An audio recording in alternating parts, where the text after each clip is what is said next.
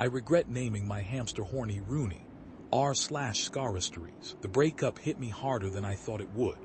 Not because I was still in love with Sarah, we'd been circling the drain for months, but because suddenly the silence in my apartment was deafening.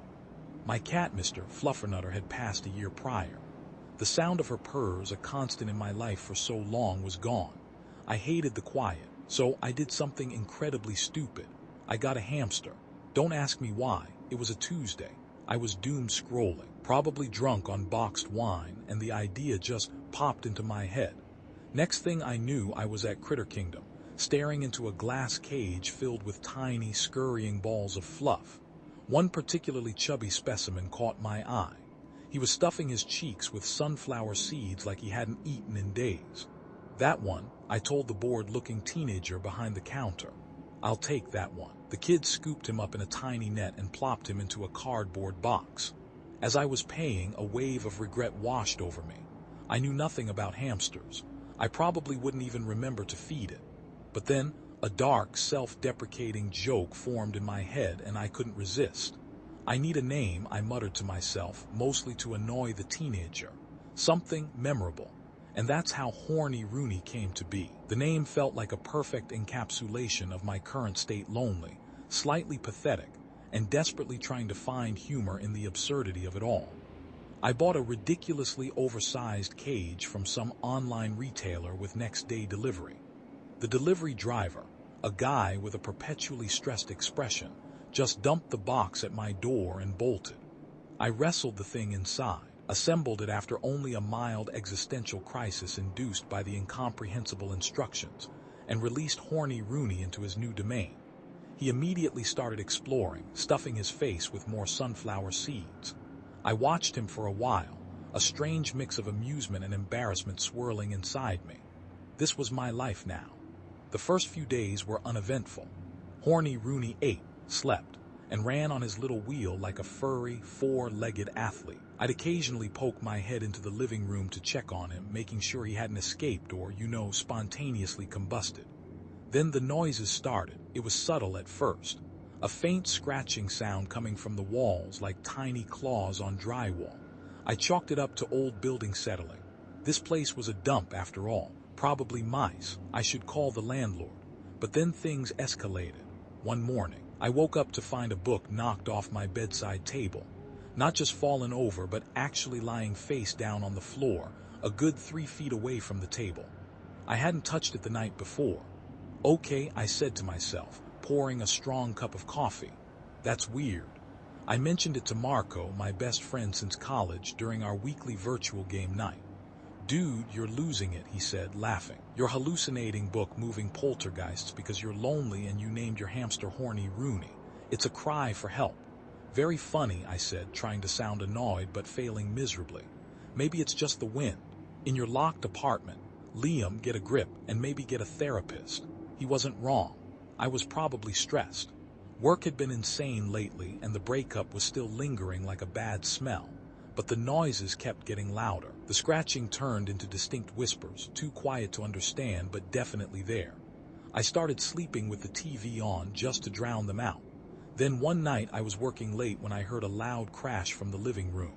I jumped up, my heart pounding, and cautiously peeked around the corner.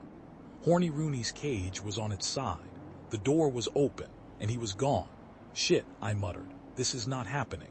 I spent the next hour searching the apartment, tearing apart furniture and cursing my stupidity. I finally found him huddled under the couch, looking surprisingly unfazed. As I reached for him, I noticed something strange. The sunflower seed bowl in his cage was empty. I remembered filling it that morning. That's impossible, I whispered. I put him back in his cage, locked the door securely, and went back to work, trying to convince myself that I was just overtired and imagining things. That night, I had trouble sleeping. Every creak and groan of the building sent shivers down my spine.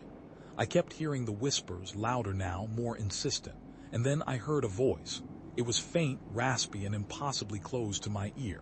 Rooney, it whispered. I shot up in bed, drenched in sweat. My heart was hammering in my chest. Okay, I said aloud, trying to calm myself down. This is getting out of hand. The next day, I started researching the history of my building. It was old, even by Philadelphia standards.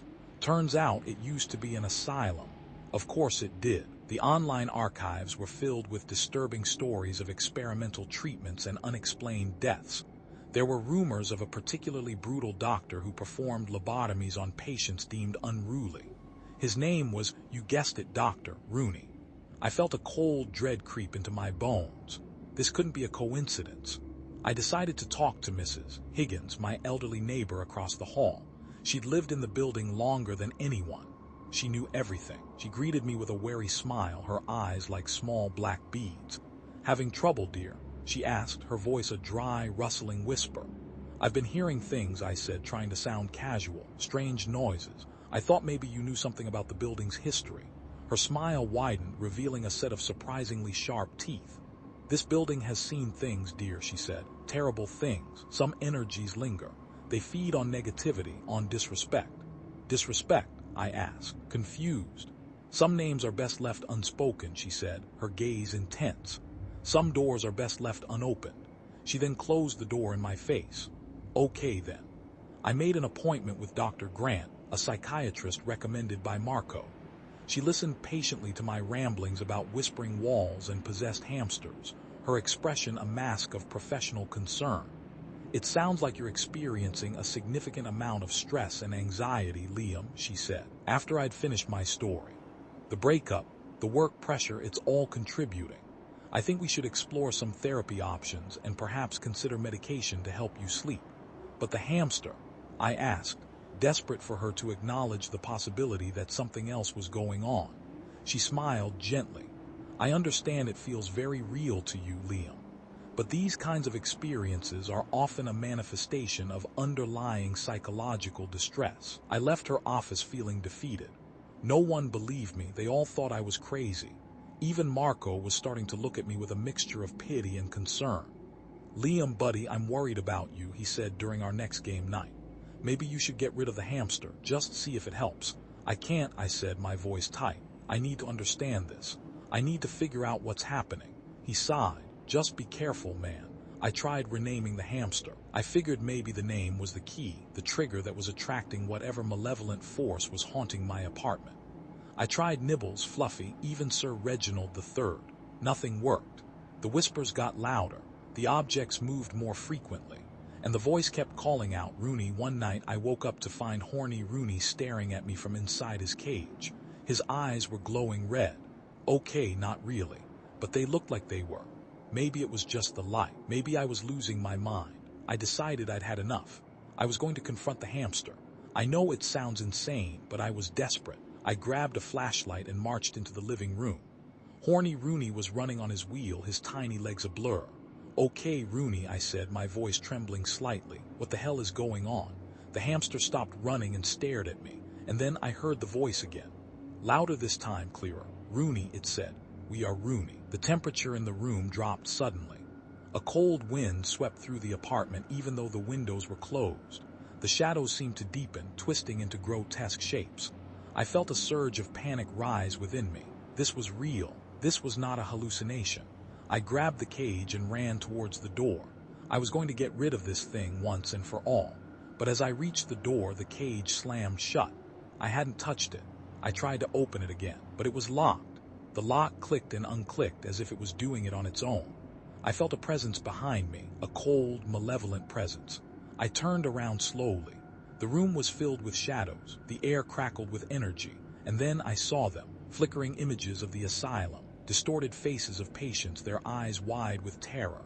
Doctors in blood-stained coats, wielding strange instruments, the sound of screams echoing through the corridors. I was reliving their pain. I was seeing their torment. I stumbled backward, gasping for breath. The images intensified, overwhelming me. I felt myself being pulled into the past, becoming one with the suffering that had permeated this building for so long. Then everything went black. I woke up on the floor, covered in sweat. The apartment was a mess. Furniture was overturned, books were scattered everywhere, and the air was thick with the smell of ozone. Horny Rooney's cage was gone. I crawled to my feet, my body aching, my mind reeling. What the hell had just happened? I stumbled to the phone and called Marco. "You need to come over here," I said, my voice shaking. Something bad happened." He arrived within minutes, his face etched with worry.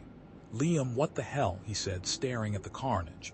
"What happened here?" I tried to explain, but the words wouldn't come. I just pointed to the empty space where the cage had been. "The hamster, it's gone," I managed to say. He called the police. Officer Davies, a young woman with a skeptical expression, took a report, but it was clear she didn't believe a word I said. She chalked it up to a mental breakdown. Dr. Grant came by later that day. She looked genuinely concerned. "Liam, I think we need to reevaluate your treatment plan," she said. "What you described, it's beyond anything I've encountered before. Perhaps there's something more going on here." "You think?" I said, my voice laced with sarcasm. She sighed. "I don't know what to think, Liam, but I'm here to help you." The police found no sign of forced entry. They concluded that I had trashed the apartment myself in some kind of fugue state. I spent the next few days cleaning up the mess, trying to piece my life back together, but the feeling of dread lingered. I couldn't shake the sense that I was being watched. I was hesitant to leave the apartment. As insane as it sounded, I felt a twisted sense of responsibility. I had unleashed something terrible, and I felt like I needed to stay and contain it. One evening, as I was sitting in my living room trying to read, I heard a faint scratching sound coming from inside the walls. I froze, my blood ran cold. I followed the sound until I located its source, a small section of the baseboard near the floor. Kneeling down, I examined the baseboard closely, and then I saw it, a small gnawed hole, barely big enough for a hamster to squeeze through. I stared at the hole, my heart pounding in my chest, and then I heard it, a faint, childlike giggle, followed by the distinct sound of a tiny hamster wheel spinning within the walls. "Rooney,"